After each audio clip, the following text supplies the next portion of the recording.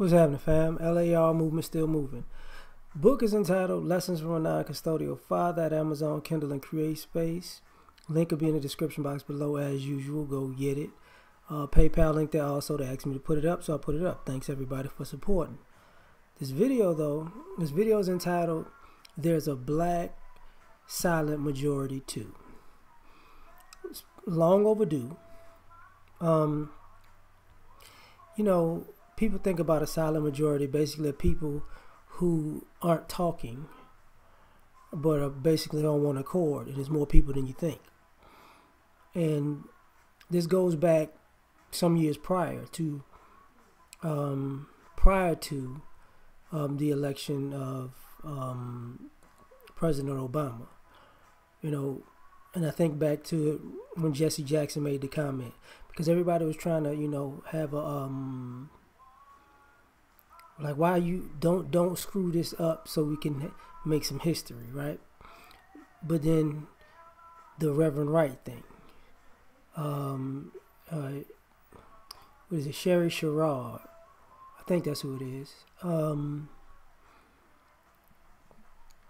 Even the Bill Cosby pound cake thing, which I didn't necessarily agree with at the time, but I get it.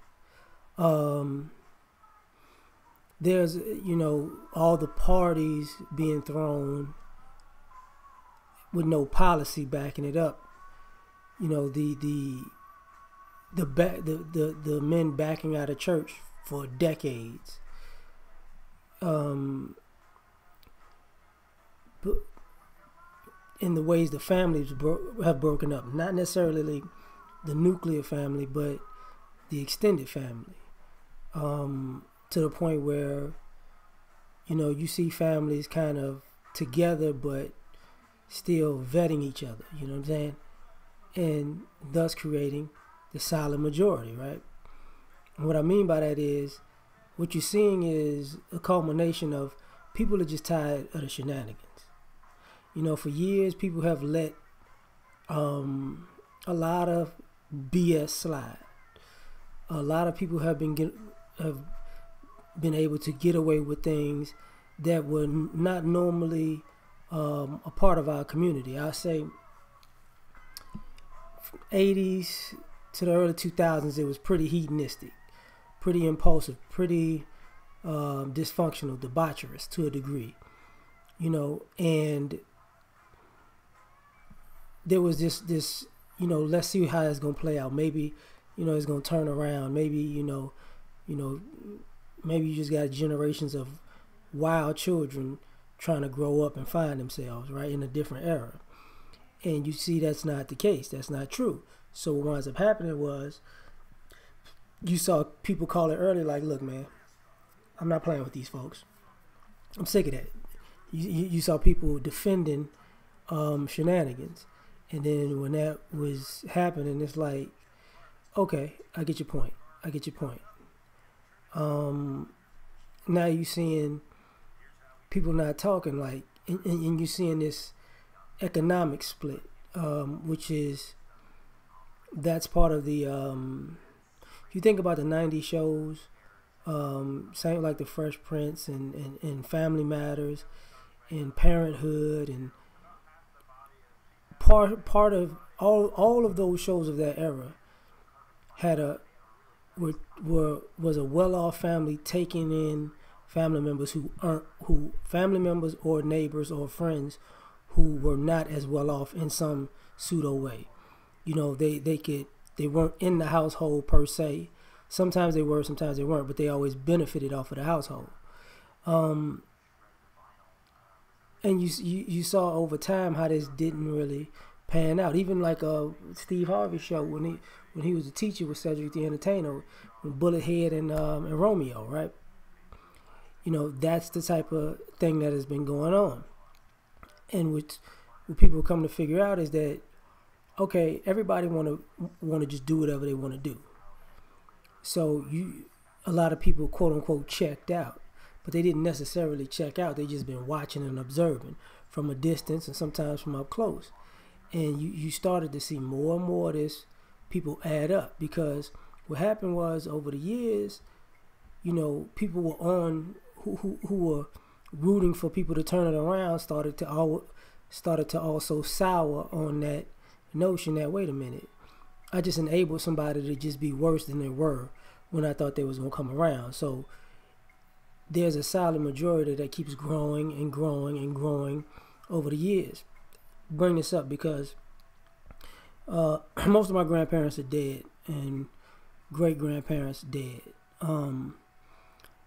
But there was a part where they had a issue, with the generation that they raised. Where the grandparents had an issue, my great grandparents, which means my parents' grandparents, they had an issue with my parents' generation. My grandparent had an issue with my parents' generation. But from a sense of I raised them, but I didn't, I thought they were turning around like I would to a degree, and not, and to see them grow up to be adults and they didn't really, they never really took that step. To those kind of parents creating children who don't even know that there's a step to take from being a child to a teenager to an adult. They just, just an amalgamation of all three and are never grown up. So you wind up having this silent majority. And then that's the thing, like, it keeps growing and growing and growing, because now we've seen how people have let themselves down, let the family down, let the community down. And now all of these talking points and all this rhetoric and all of these what should happen and what shouldn't happen, now you're starting to see people actually speak. And it's contrary to what we think is the norm in the community. But the truth be told, the majority of the community doesn't speak. And those are the types of people you're starting to hear now. Even on here when the years of the gender war, a big portion of that was not about gender, but more so about dysfunction and allowing dysfunction to just go in perpetuity, right? So now you're seeing society change. Like I said on a panel, I wrote about this in my book. Like, I said, the courts do what the courts do when it comes to breaking up families, but at some point society is going to change, because society is going to get used to the pattern and the fallout and the rhetoric of this person's bad, this person's good.